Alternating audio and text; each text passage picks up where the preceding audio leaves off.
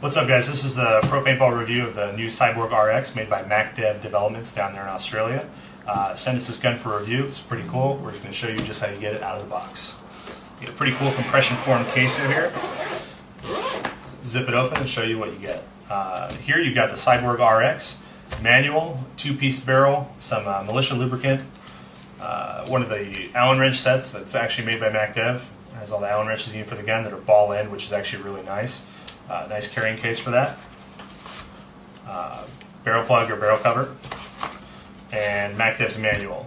Manual, much like the commendation that I gave to the A1, pretty solid all the way through. Breakdown, specifications, troubleshooting, all the manual settings, every board setting you could want, instructions, leaks or anything you might be encountering, battery problems, how to operate the board, how to change every settings.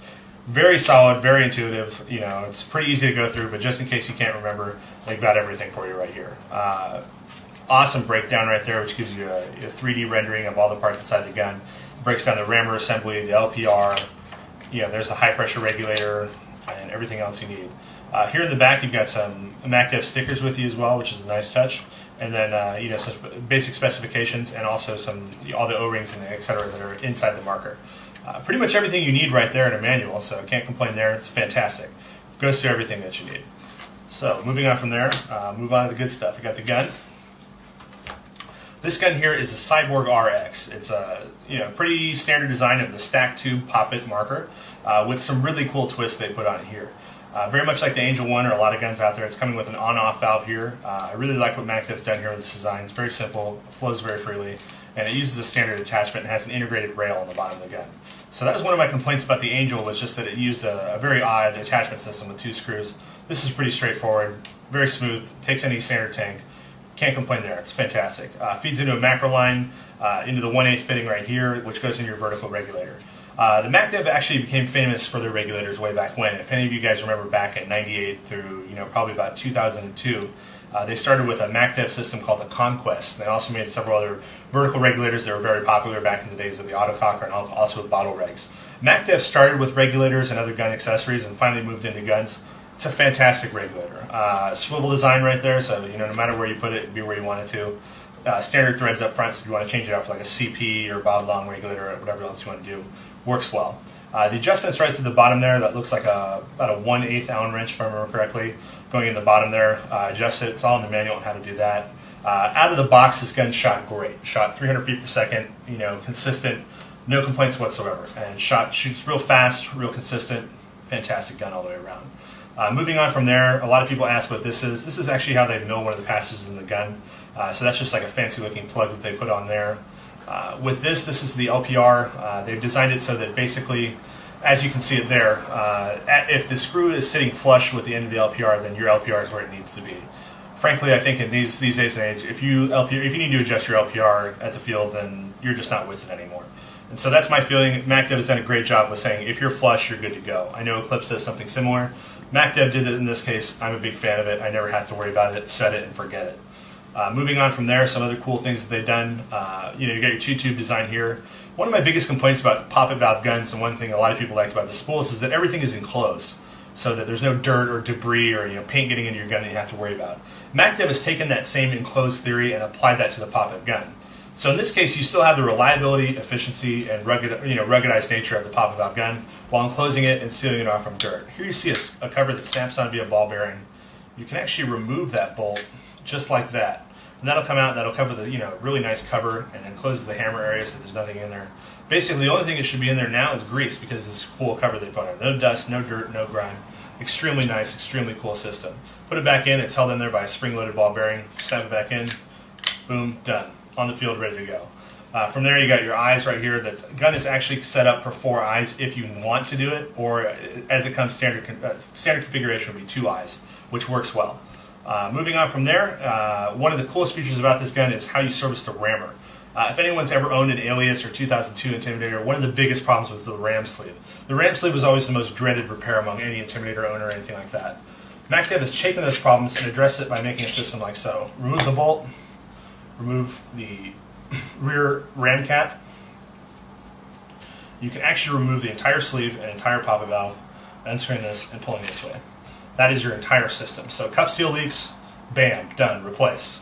There you got your chamfered face right there with where the high pressure air comes in from the bottom. There's your RAM assembly that you can surface, and of course this spinning cap. Also has a pin right there that actually indexes it for you so you can't get it in there crooked. This system is probably the most revolutionary thing that we've seen in pop-up valve guns thus far. I highly recommend it. MacDev is an industry leader in this regard, and as a tech, you really become to appreciate features like this because it makes your life so much easier. If you're in the X-ball pit and need to repair something like this, kaboom, put it in there, screw it in, and you're done. You can deal with the repair afterwards. Awesome feature there. Get that back in there. Line up our tab. Screw it back in. Lock your bolt back in. So it was previously a 1 to 2 hour repair on an older Intimidator. I just did it in 30 seconds. Can't complain there. Fantastic design. Moving on, one of my favorite features about this gun overall is the circuit board. MacDev really went overboard on this circuit board, and I love every feature about it. This actually, if I remember correctly, was designed and the software programmed by Will of Tadao Technologies. Pretty standard design. You've got your eyes off and your on-off button back here. Just crank that thing on. That'll start up the OLED board. And from there you can actually adjust it, turn the eyes off, or do whatever else you need to do. You can access the settings by holding down the trigger and turning it on. Turn the eyes off and you can dry fire just like that. So for instance, if I do that, 2 fingers I can get 17.8. 3 fingers you can get it all the way up to 22.2 or 23.2. And if any of you kids at home can do any faster than that, I'll send you some free pro paintball swag. But make a video response to our YouTube channel beating that with 2 fingers and not in ramp or assisted mode. We'll send you some free stuff. Moving on from there, this board actually is configured so that you can, the factory can update your settings via USB. If you buy an upgrade from Will, you can change this over to the Yakuza USB software, which is pretty much the industry leading software right now. Fantastic stock platform, extremely robust, extremely versatile, the world's leading iLogic and debounce algorithms. Absolutely no complaints there. Literally one of the best boards on the market. MacDev's done a fantastic job with that. Covered by a slim injection molded grip here. It's very rubber, standard grip. Uses its own grip pattern. I think a couple manufacturers have some aftermarket stuff, but kind of limited in that regard. Very solid all throughout. Realistically, this gun is a fantastic marker. It's fast, it's accurate, it's light, it's efficient out of the box. The only thing, if I could complain about something, would be the trigger geometry. Not really for me, but there's some fantastic aftermarket trigger out there that you can work on. Other than that, there's literally nothing I would change about this gun. One thing I do like is MacDev is still one of the only high-end manufacturers out there that is still putting out a polished gun. If you are an aftermarket gun that's costing $1,000 or more and you're not offering a gloss option, I can tell you why that is. It's because bead-blasted guns cover a lot of tool marks and imperfections and et cetera in the milling job. By making this gun gloss, you can literally see what you're getting. There are no tool marks. The polishing job's great on this gun. It's fantastic. So when you buy one of those other guns, it's bead blast or dust finish as they call it. It's usually because they're hiding something in the production process. These guys have nothing to hide. They're putting it all out for you. Realistically, it's a beautiful gun out of the box, shot perfectly. If I had to go out there and spend $1,000 to $1,500 in a gun, this would definitely be one of the contenders. MacDev, you get an A+.